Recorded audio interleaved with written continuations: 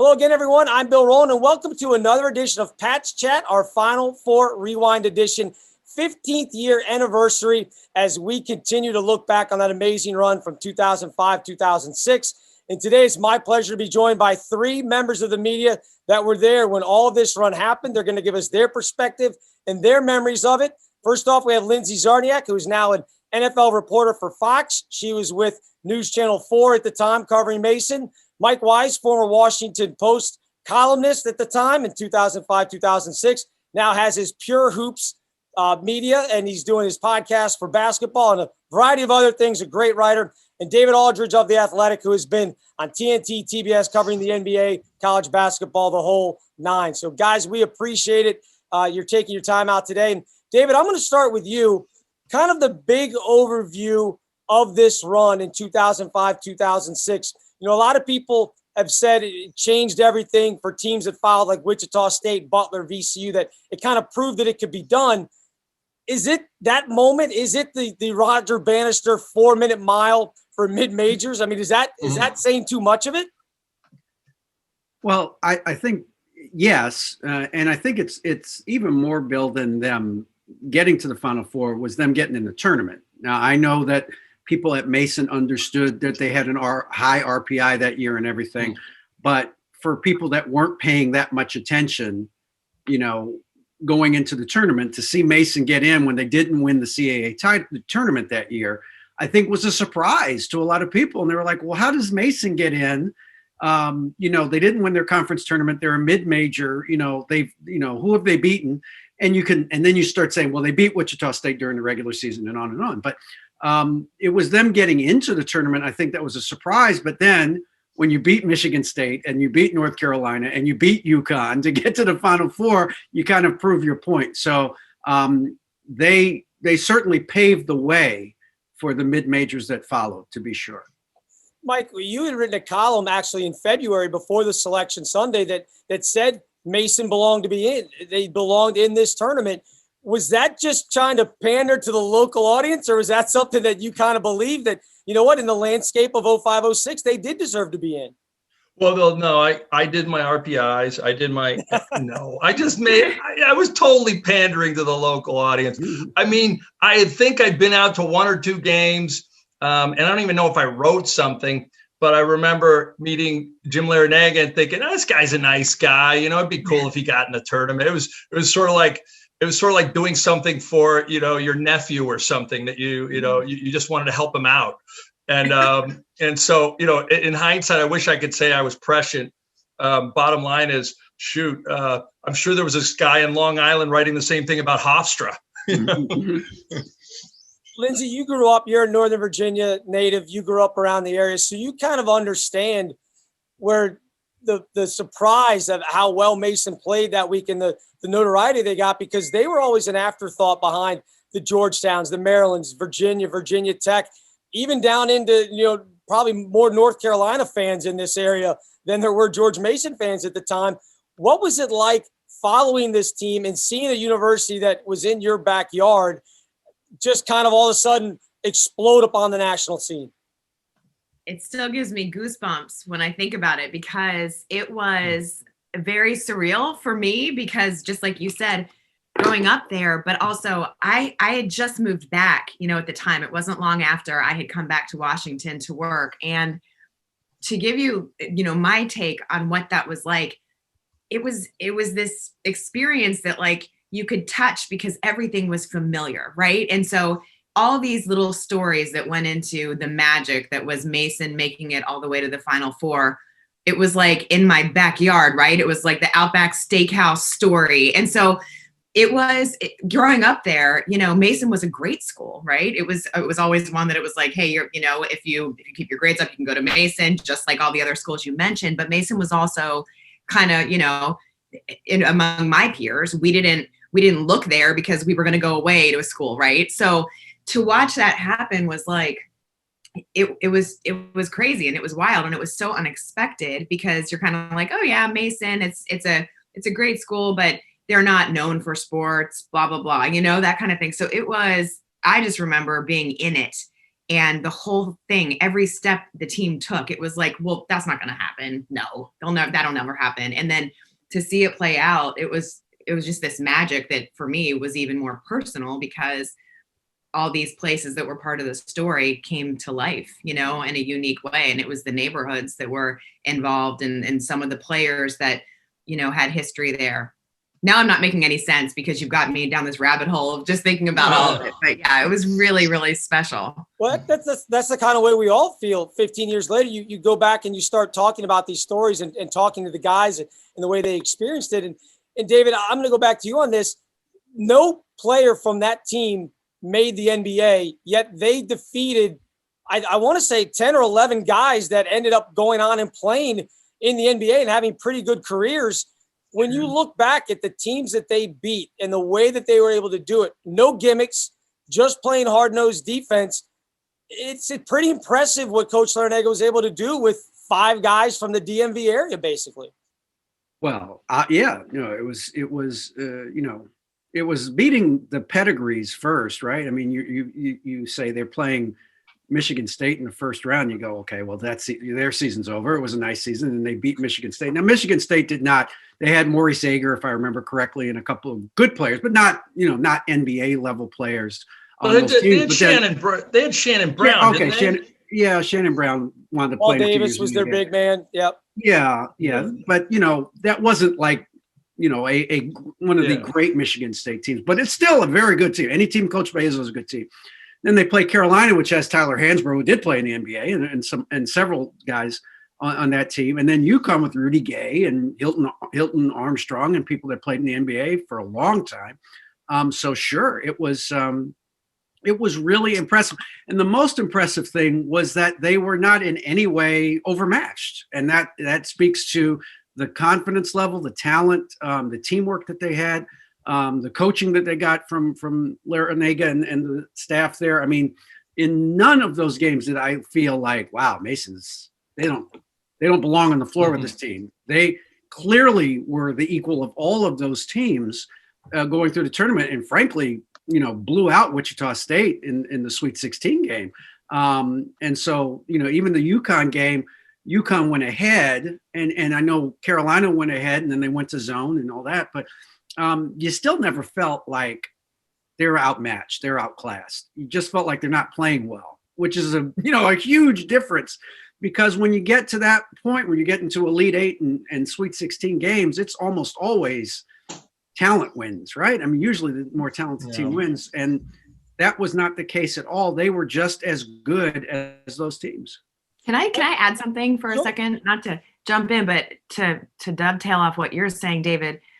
In the NFL now, when I'm covering teams, there is not a week that goes by that I swear I don't think about Jim Larrañaga. And it's because when I'm talking to players, talking about like chemistry and where they are, this just happened. I was covering the Lions, and they have an interim head coach.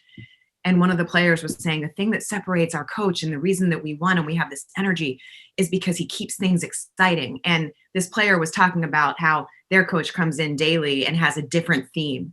And that's exactly what I think about with Jim, with Larrañaga, because it was the jelly donuts and the butterflies and all of that stuff that he did. And so it's interesting to me, that is a story, and that is the coaching of it that always in my mind separates what they were able to do also, just because of how he approached it. Bill, you'd remember this. Like, what did Larrañaga say when he walked in and he goes, we're the CAA, the Connecticut Assassins Association. It was like hilarious. He had that, and he had, of course, the North Carolina, where it was unusual in Dayton that he had those guys stay and watch the beginning of Carolina's open practice and pointed out, he said, look at the stands. All those fans think that these guys are supermen. They think the Carolina players are supermen. We're kryptonite. Watch and learn. Watch what they do. And that theme carried through the entire tournament. But, Mike, I want to ask you, dig deep and write these individual stories. And, Lindsay, you bring up a great point about the camaraderie and the teamwork amongst the players and the staff. They all talked about walking through the Verizon Center and passing Wichita State, knowing they had beaten them 2 weeks before, and the guys would not look at the Mason team. All the guys from Wichita State looked down. Mike, when you looked at that team and you were in the locker room, Yeah. how much did you feel like this team is more connected than a Wichita State, then especially UConn? Because the guys have talked about that as well, that they felt disrespected because UConn didn't know who they were. But just the camaraderie of all those guys, when you think back and dig deep into it, how much of a difference did that make in their ability to win these games?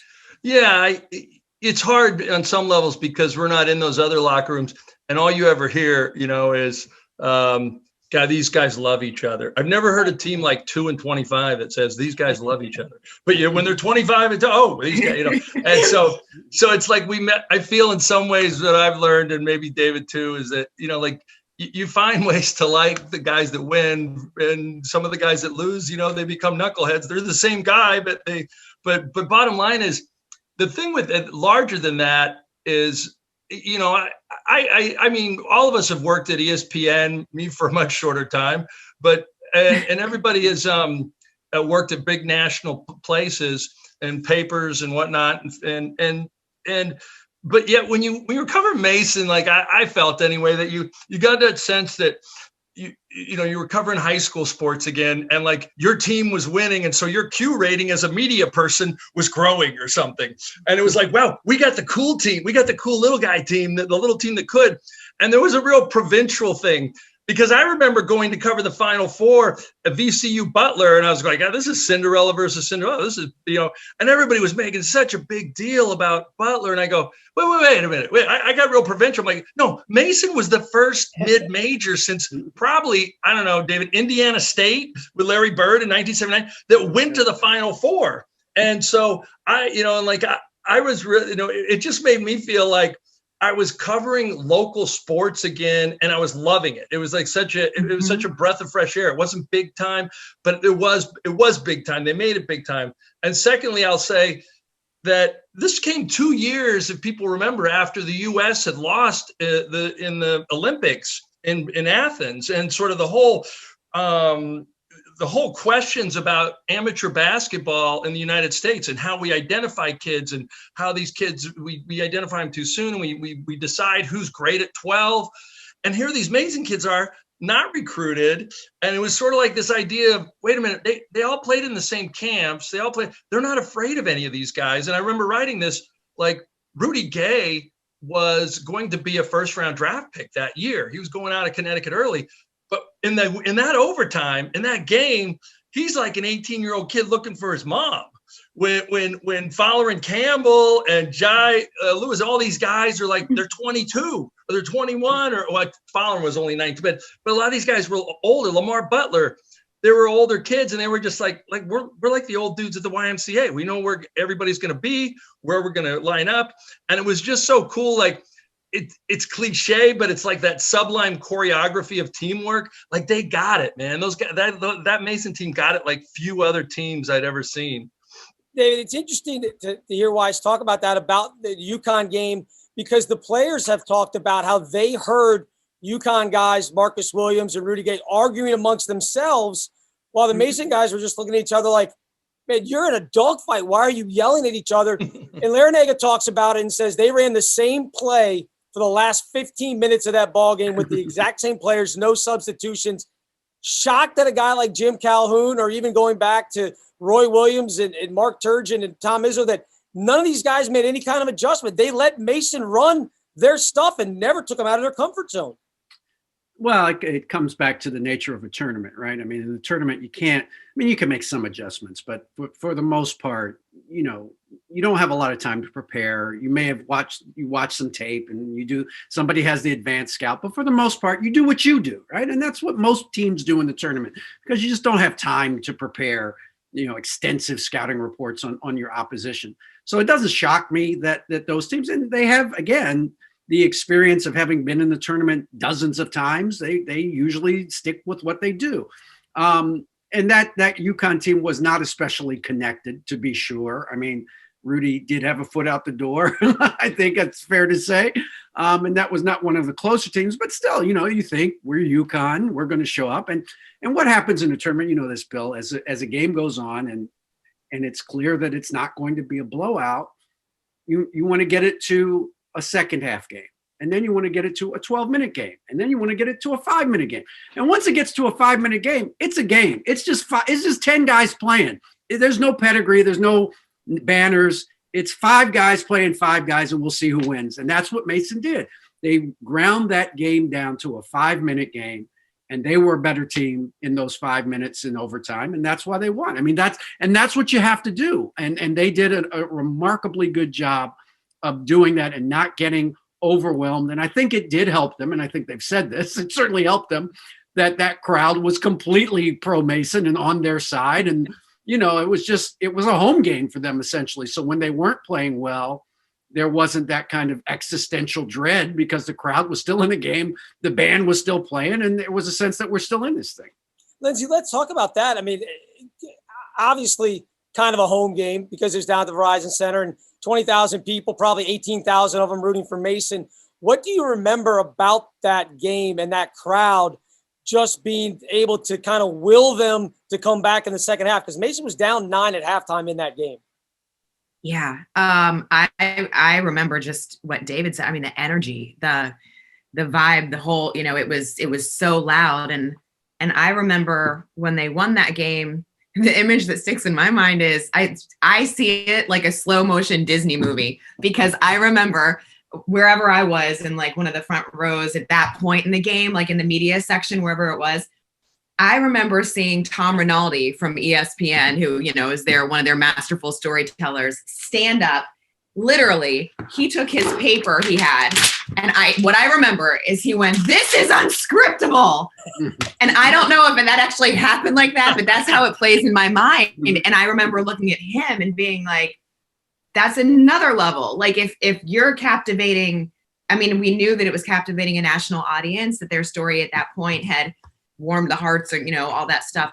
But to see that, I was like, whoa, you know, and yeah, I just remember that to me, the atmosphere was like all gold and yellow and shiny and just happy, and definitely pro-Mason, like David said. Yeah. Mike, do you remember the conversations along the press row with your fellow basketball scribes that this is impossible, this cannot be happening? I mean, it was one of the few times where, you know, I had to restrain my fandom, because while I was, you know, while I could have weaseled my way into going to the Final Four that year, like John Feinstein, he always Bigfooted everybody. So I wasn't. So they were going to save money. I was going to go, and I'm like going, "Come on, baby, give me the Indy." And secondly, Dan Steinberg was right next to me.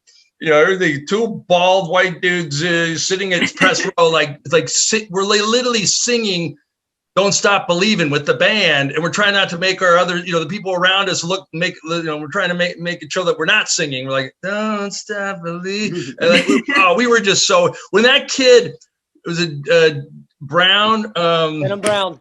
Yeah, Denham Brown. When he misses that shot, I'm thinking that's going in. I'm going, "Oh, please." Oh, and it was bedlam. And I walked up to Ed Tapscott, who David and I know very well, and former Wizards assistant, Knicks coach, longtime NBA lifer, played at Sidwell and Friends back in the day at Tufts, and really good guy. And I said to him, I looked at him on the court and I go, "Biggest tournament upset ever?" And he goes, I think so. And I'm like, "Oh, maybe we were being hyperbolic, but I didn't think so." I mean, and there were all these historical angles that we kind of got into later, but, you know, we had, like, Jim Larrañaga was on the bench at with Chaminade and Virginia. He's an assistant coach when Chaminade beats Virginia, and there should have been a 30 for 30 by that, but there was no game film. An NAIA school beat the number 1 team, Ralph Sampson, in the nation, and there was no. But Jim Larrañaga was on the other side of the giant killer thing, and now he was, you know, all of a sudden, you know, he was slinging the stone, and that team was slinging the stone, and it was like, wow, this is as underdog as it gets. I just remember being excited for them. But more like, I just saw history. Like Connecticut was the number 1 seed in the tournament, weren't they? Yeah. So I was blown away. David, to wrap this up, just kind of 15 years now beyond what they've done with this run, when you look back, what is your first impression or the lasting impression, I guess, of what this team has meant to college basketball and I guess in particular the NCAA tournament? Well, the tournament, has always been kind of a cash cow for the NCAA, right? So, I mean, that's how they make their money. But it's always about the stories. It's always about the upsets that people love and that people remember, especially the opening weekend. But what Mason did was make that opening weekend last for 3 weeks, and so that's what the beauty of the run was, that they were able to kind of take this, and it's not that it was a Cinderella story. It's just that people nationally did not know who George Mason was. And that the name and the kind of mid-major piece of it is the lasting part of it, that any school that's good really does have a shot if they can get in. They really do have a shot. And I was happy. I'm happy for Jim and I'm happy for the kids, but Bill, I'm happy. I was so happy for Mo. I was happy for Mo Nasser. Mo's my friend. I love Mo that. for 30 years, Yes. going back to when I covered the Bullets and she was the PR person. And I was happy for Mo. That's what I remember from that whole run, is that I was happy for my friend that got a chance to go to the Final Four. That really was cool to me. Very cool. Yeah, we were all with Mo then. Lindsay, your lasting impression from this 15 years later. I mean, you've got a ton of stories. I know you were with us. You talked about Outback. I don't know if you can still go eat at Outback anymore as much as we all went and ate there. Keeping the tradition alive. But what do you remember from 15 years and coming forward from that? Well, it all came full circle for me a year ago in a really unique, unexpected way. And, the one image that really sticks in my mind and I've had chills this whole time we're talking, and it's just what sports does to you, is I think Lamar it's more about being on with me and David. I think so too. Maybe that's it. It's just seeing my friends, and I missed you guys, all of you, and Mo, and seeing Mo, and this whole group is great. Is the image of Lamar Butler Jr. and his dad when they were hugging after they beat UConn, that game we're just talking about, and under the rim. And I had gone to Lamar's house to do a feature for George Michael on them, and they were in the backyard shooting hoops and mimicking. This was before they made it to the Final Four. Lamar Jr. was mimicking how he would say it as a kid. He would say, "This is for the Final Four, Final Four." And so when I saw them embracing, tears coming down their face, and they were saying the words, "Final Four, Final Four," because they made it, like, to me, that was it. That summed up everything I needed to see and just made it so special. Last year at the World Series for the Nationals, I was going down one of the tunnels because I was working for NBC. And this guy goes, "Hey, Lindsay, Czarniak." And I turn around, and it was Lamar Butler Sr., who was working security at the game. And, every time I see him, he's so striking because he's got these beautiful blue eyes, and he's just such a great man. Which is so cool. Like he gave up his sporting goods store, retired, and I still want to be involved. Didn't even need the job. And he's working security. It's so cool. Yeah. 100%. And it was the most random thing to see him in that environment. I didn't realize that's what he was doing. And it was really special. And it was like one of those things where I found myself totally geeking out, like a fangirl, like, "Can we take a picture?" And my husband was there, and I'm like, "Oh, look who it is," and so to me, it will always hold a very special place in my heart for a lot of reasons, not just because it was an incredible sports story, but also because it really was. That was the first time that, for me, George Michael had given me an opportunity to cover really what became one of the big stories. He was giving me a break, sending me to some of the games. And then when it became the story it did, he kept me on it. And he could have easily kept Wally on it, but he was having Wally go cover what he thought was going to be a bigger turnout in the tournament. Right. So it was just, there are a million reasons it was special. And this year to see that, it was just a little wink, like, oh yeah, okay, it's just going to be legend, and for me. So Mike, your impressions 15 years on, we'll give you the last word on this. What about Aldridge?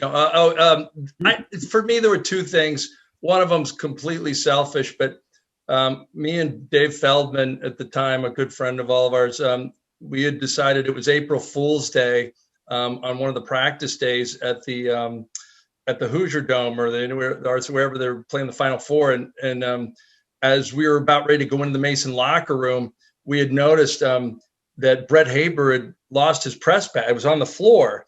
And, the Final Four, it was real strict. And so I looked at it and I said, oh, man, we got to do something with this because he's not going to, and so we literally went up and Mo Nasser, God bless her. Mo just, I go, I'm going to hold his press pass. He's going to walk up to the security guard. You have to tell the security guard to ask him who is he? Where is he? And then when he goes to say, Mo, tell him who I am, say you've never met him in his life. And then I think the other thing was just like like Lindsay said, the relationships after this, I can't tell you how many times I've either talked to on social media or talked to in person, or talked to on the phone, Gabe Norwood, who's became a Filipino League star, and because of his own roots, and there were all these small world stories. And Lamar Butler, who's now coach at Fairfax, and coaching Fairfax at St. Paul VI. I called him recently for some advice on my 10-year-old likes youth basketball. How do we avoid the pitfalls? He gave me all this great advice. So there's these relationships that developed, and even the assistant coach who's still with Larinaga, Chris Caputo.